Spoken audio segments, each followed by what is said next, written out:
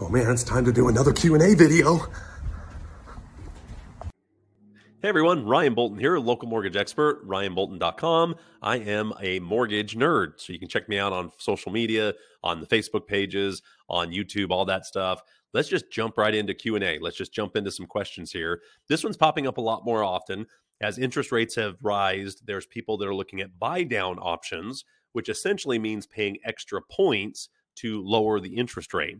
So you're seeing that even sellers might be willing to, say, keep the price of the home the same, but give you more credit back to help you buy down your interest rate, to help them sell the home, cover other closing costs, things like that. One thing I would highly recommend that you do with that buyout money, if you're not putting 20% down, use the buyout to get rid of the mortgage insurance. I mean, I saw one today that was like $8,000 that got rid of $250 a month in mortgage insurance, which the same $8,000 buying down the loan doesn't come anywhere near close getting rid of that monthly mortgage insurance premium. So that's something to consider. But the question is today is how many points does it take to buy down your interest rate? So every single day, interest rates come out and they have different pricing for each individual interest rate. So let's say today 6.5% costs 1%. Well, tomorrow it might cost 1.005%, or it might cost 1.01486%. So it changes literally sometimes on the day of what that particular rate would cost. There's also hits to the interest rate for credit score, loan to value, or debt ratio, or all kinds of different hits that go into that pricing. So there isn't a hard and fast rule that says, okay, I pay 1% or 1 point of my loan amount, I will save 0.25% or 3/8 or 0.5% on the interest rate. There's sometimes a full point doesn't buy very much. Other times it makes a huge jump. So I always, when I'm sitting down with my clients going over the interest rates, I'll kind of show them, okay, here's the rate available at this, or the fee available at this rate, this rate, this rate. And you will see times where there's not that big of a fee to get an eighth better. And other times it jumps like crazy, but then the next eighth isn't as expensive. So there isn't just a hard and fast rule that it's always exactly a quarter or half or 1 point. It depends on the day. It depends on the pricing, depends on the day, depends on the other hits on there. But again, if you've got, say, 10 grand from the seller and you're looking at buying down the interest rate, that's great. But I really would say if you've got mortgage insurance, if you're only putting 5% down or 10% down, buy out the mortgage insurance so you don't have to tie up 20% and your payment actually goes down further than taking the same 8 or 10 grand, whatever the number is, and buying down the interest rate. So that's a quick pointer. I would at least look at those options first. All right, let's go to some other questions here. Let's say, why do we have to pay taxes on our home loan interest? Why do we have to pay taxes on our home loan interest? You don't pay taxes on the home loan interest. You get a form in the mail, but this is so you can show what you paid in interest that you actually can potentially write off if you qualify. Now, they've changed that a little bit of how much you can qualify for, how much interest you can write off on loans, but most people can still qualify for the mortgage interest deduction. So maybe he saw the tax form in the mail and thought, hey, why am I paying interest on this when really it's actually a deduction? The only time you really have any taxes on a home is possible capital gains. So how that works is if you've owned the home as a primary residence 3 of the last 5 years as a primary residence, then there isn't capital gains when you sell it. There might be transfer taxes in the state that you live in, but there wouldn't be any taxes on the profit that you make if you've owned it as a primary residence. But if it's a fix and flip or a rental property or something like that, that's where you'll have up to 25% of capital gains. Now, that is prorated as well. So let's say you lived in the home for 2 years and now it's been a rental for a year. There is some proration there of what you would actually pay. You definitely want to talk to a CPA. I'm not a CPA. I don't know your situation. Don't know what other deductions you have. But there is some ways to be able to minimize that capital gains if it was a primary residence at some point. But most people, it turns into a rental. So the best thing to look at is if you are looking to sell something that has become a rental, you might want to look at what's called a 1031 exchange. This allows you to take the equity of that home, sell the property, put it into the exchange, then go buy another rental property and not pay the capital gains on that amount. Now, you still got to go buy another rental or something similar. You can't roll it into a loan you already have. You can't put it into your primary residence. There is some restrictions there, but the plan is to take the money from that investment, go buy another investment property, that's where you can look at what's called a 1031 exchange, 1031 exchange. A lot of title companies can give you a referral for that. Or when you're talking with your selling agent, you might want to mention that you want to put it into a 1031 because you want to have that paperwork ready at the beginning, because the money from the sale goes into the exchange, doesn't go into your account, goes into the exchange, waits to identify a property, and then you have to close within a certain amount of time. Now, let's say you don't end up finding a property. You can just get the money back out of the 1031 after the waiting periods are over, but then you paid the fees for the 1031 and you'd still have the capital gains at that point. So check into that. If you're into that situation where you are selling an investment property and you are wanting to roll those funds into a new investment property, that's the best way to avoid the capital gains, is to do a 1031. All right, let's see what else we got here. And I'm just jumping on some questions that have been submitted. I haven't looked at these beforehand. I'm just kind of doing them off the cuff. So let's see what we got here. Let's go into mortgages. Let's see. Will a bank let me pay off someone else's loan? Possibly. I mean, I don't see why a bank would say, no, you can't pay it off. You might not have an account number and stuff like that. But will a bank let me pay off someone else's loan? Sure. They want the money. If you pay it off, that doesn't mean you would get the property or the car or whatever's being paid off, because they're still just paying off somebody else's loan. So I'm assuming this might be a situation with a family member, a kid, or something like that. But short answer, sure. Why would they not take the money? I don't see a situation where a bank would say, no, we don't want to take your money. So I would say yes. The answer would be yes. Let's see. Is it possible to pay off a home loan early without refinancing? I'm amazed at how many people don't understand really the word refinancing. Refinancing is replacing your existing loan with another loan.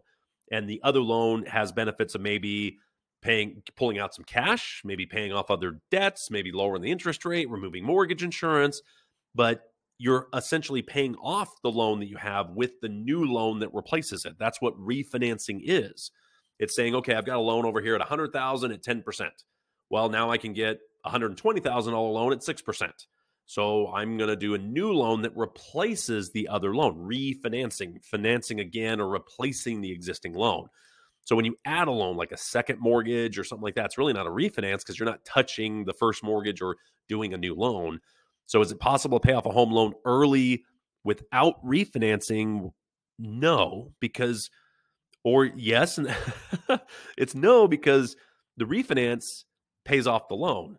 If you're paying off a loan with other cash or other funds or a sell of a property or just paying extra, that's how you pay off the home loan early. You don't really pay off. I mean, you pay off the loan because a new loan replaces it. But if you're trying to pay off the home free and clear, a refinance doesn't do that. It's adding a new loan back to the property. And hopefully that loan is better terms or rates or something about it that's better. That's why you're refinancing. Otherwise, just stay with the loan you got. You don't need to refinance. All right, let's see. Can you take out a mortgage on an inherited property? Yes. Now, there is some waiting periods sometime of what they'll use as far as value. There's waiting periods on what kind of cash out. Most likely it's a cash out refi, so there's some hits to the interest rate. It depends on the occupancy, whether you're going to live in the property or it's an investment property. So you're going to turn it into a rental or something like that. But the short answer is yes, you can do a mortgage on a property you just inherited. There just might be some other conditions or things to prove it's you and nobody else owns anything on the property, any other liens against the property. But the short answer, absolutely. You can take a loan out against a new property that you've just inherited. Let's see. How many mortgages can you sell in a month? I guess is that talking about loan officers? Like how many they can do? I know people that do like usually teams, because you get to the point where you're doing 100 loans a month or something nuts, like some of the very top end producers in the country.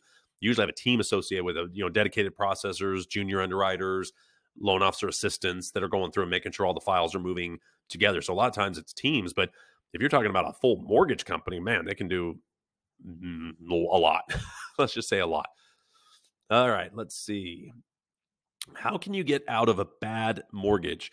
I'd first ask what makes it bad. Is it bad because the rates are bad or the terms are bad, or what makes it a bad mortgage? Well, one of the best ways is a refinance. That's really just taking the existing loan, paying it off through new funds coming in by doing a refinance, or of course selling the property and moving on to the next property. So my question there is kind of what would you define as bad? Is it just really bad payment that we can get a better payment with a new loan?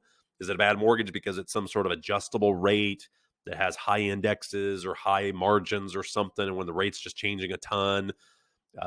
Most mortgages are pretty, I mean, since '08, even before that, they're not cookie cutter. I don't want to say they're cookie cutter, but they've really streamlined most of the loans that are out there. There's not really any kind of really crazy loans.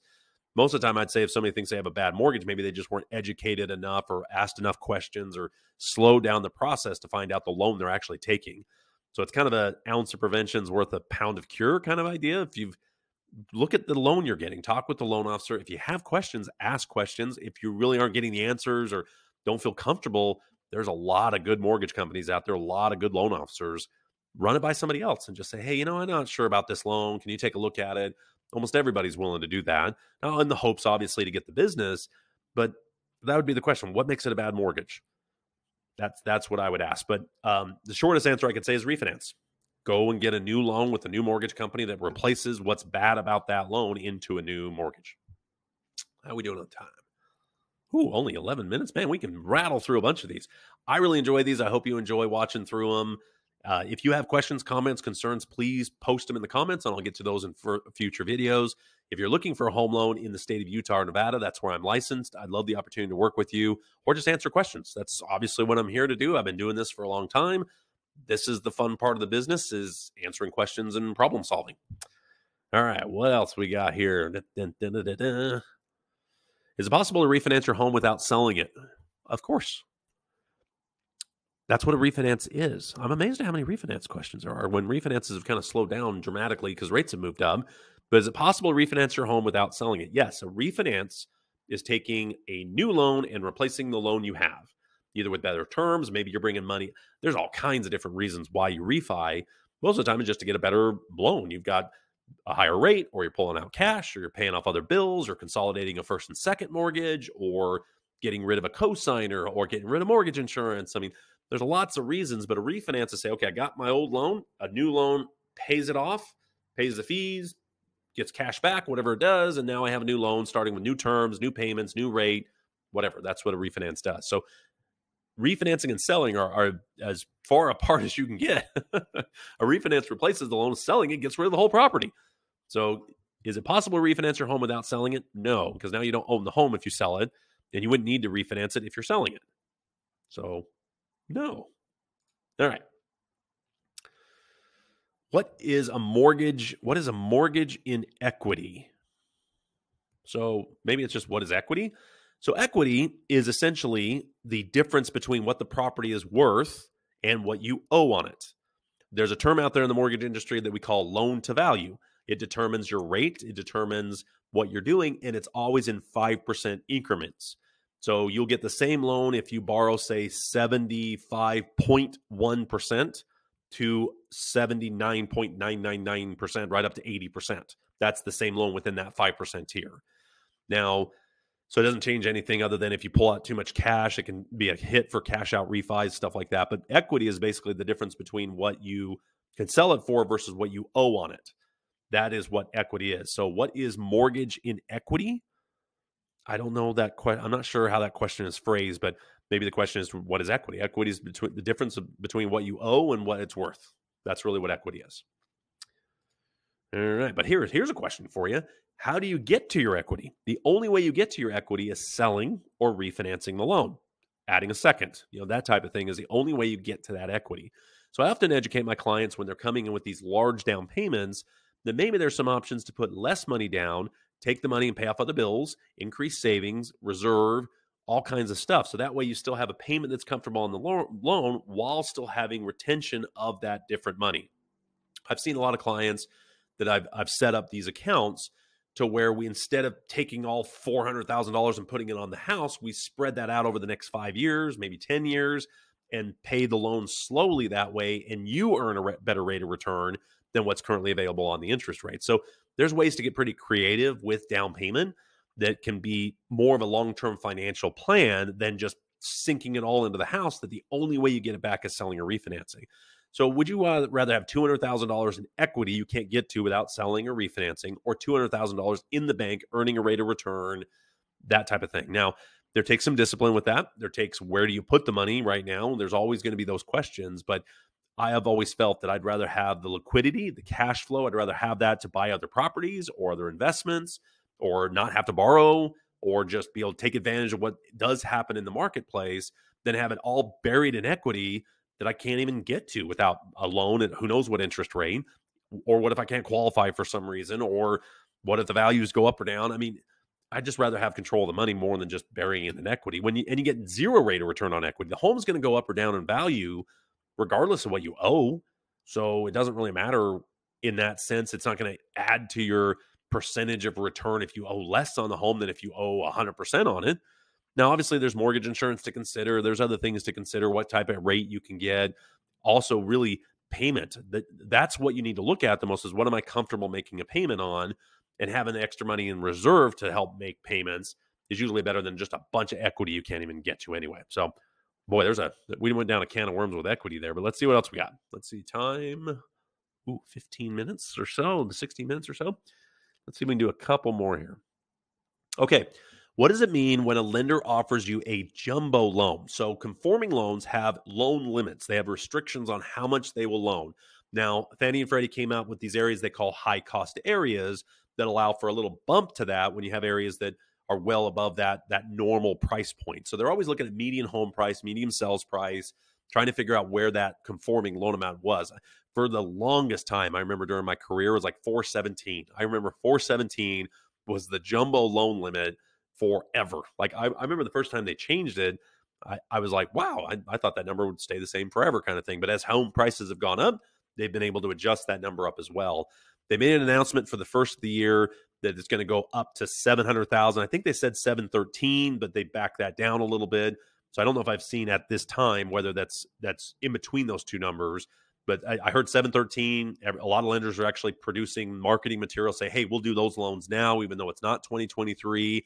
They've had to dial that back because now it sounds like they're going to do 700,000 instead of all the way to 713. But that will be what's in the conforming loan limits. If you go above that, the loan amount, not the sales price, but the loan amount, then you start going into non-Fannie Freddie type loans, which goes into more secondary markets, more portfolio lenders, or lenders that specialize in loaning that much just on one particular property. So when you hear jumbo loan, that just means you're above the conforming loan limit, which again is going to be 700 plus, some are 7, maybe 713, somewhere in that range starting in 2023. Oh, how the times have changed. 417 was jumbo. Now it's almost double that. I mean, in the time frame. So, all right. Okay, 17 minutes. Let's see if we can find one or two more real quick. Let's see. How do you calculate income from an investment property if it has no mortgage? Same way. So the only difference is you don't get as much positive income towards your debt ratio when you have to debt service a mortgage loan. But you look at the Schedule C, or you look at how the taxes are filed on it, what they claimed as taxable income on it, and you have that amount as positive income. So it really depends on what they've actually claimed in most cases. Now, there is loan programs out there that don't require tax returns to verify the rental income. They'll just go off of what the market rents are, what you prove that are the rents. They call them DSCR loans. They're very much emerging as a way to kind of bridge the gap between tax returns and stated income loans. They're trying to bridge that gap of people that have really good loan to value, good credit scores, all those types of things. They have the money down. Now, rates are definitely going to be higher when you're not able to verify tax returns. But the property cash flows, if the mortgage is, say, $1,500 a month and you're getting $2,000 a month in rent, then we can do that loan. We don't need the tax returns. So that's a great loan for that type of niche. If you don't have the tax returns, or have a lot of expenses with the property, or just have a lot of properties, whatever it is, they're called DSCR. They're basically debt servicing loans, is a bridge or kind of a gap between stated income and tax returns, which is huge in the market right now. A lot of these loans are happening now. Let's see. Can we squeeze? Ooh, we might be able to squeeze one more. How do I choose an appropriate mortgage for an investment property? Cash flow, baby. That's what is a good loan on an investment property, is cash flowing. So you want to see how long you're planning on keeping the property as a rental, whether it's just a short-term rental, long-term rental, daily rental, nightly rental. There's a lot of different investment properties out there, but how you choose the right mortgage is cash flowing. You want to make sure that you're as close to making money on it as possible. And any money that you make, you want to reserve with that property in case there's times where you don't have it rented or you have to go in and do some repairs. I have all my rental properties that I have specific accounts that all the rent kind of goes in there and just stays with that property, builds up a little bit of a emergency fund, if you will, if I need a handyman or carpet and paint or just any of those types of things. And once it reaches a certain amount, then I start to pull that into another account to start building other investments. So I kind of manage it in that way to where I'm just having that money sitting there, staying with the property. So I don't have to do loans or pull from other properties or those types of things. And so a lot of times I'll also try to minimize my down payment requirement so I can leave a little bit more money with the property if it needs some fix up right off the bat. I mean, most of them we do is a carpet and paint kind of right off the bat. Almost every rental property or any kind of property that we're going to buy, usually some carpet and paint right off the bat can make a big difference. And I really I'm a big animal lover. So I'm really good at allowing pets. So sometimes I'll switch out the carpet for some laminate or vinyl flooring or something in certain high areas just because of that. They'll maybe switch that out right at the beginning and maybe just leave the carpeted areas just in the living room and then try to tile or do some things. Depends on what's already in the property. If it's already got tile, try to maybe just finish more of the tile because I know in the long run that's going to hold up a lot better with rentals, especially when there's pets involved. So that's something I look at when I'm buying property. So how do you choose the right mortgage? It really comes down to cash flowing on the property and kind of knowing what you're getting into right off the bat. So I hope you found this information useful. I love doing these Q&As. Got a bunch of them posted now. If you have questions, comments, concerns, throw them in the comment section. I'll make sure I get those answered in the next coming videos. I've got other videos on the channel, how-do series, where we break down how do certain things work in the mortgage industry, terminology, stuff like that. I also do a podcast every week where we get into issues about the real estate world, buying and selling properties, all this fun stuff. But if you ever need help with a loan in Utah or Nevada, I'd love to be that person for you. Call me, check out my website, give me a call, and we can set up an appointment to review your specific situation. But I love what I do. I really enjoy what I've done. I've done it since 1999, as you can probably see from the gray. But I appreciate your time, and let me know if there's anything I can do for you. Ryan Bolton, ryanbolton.com. Thanks again.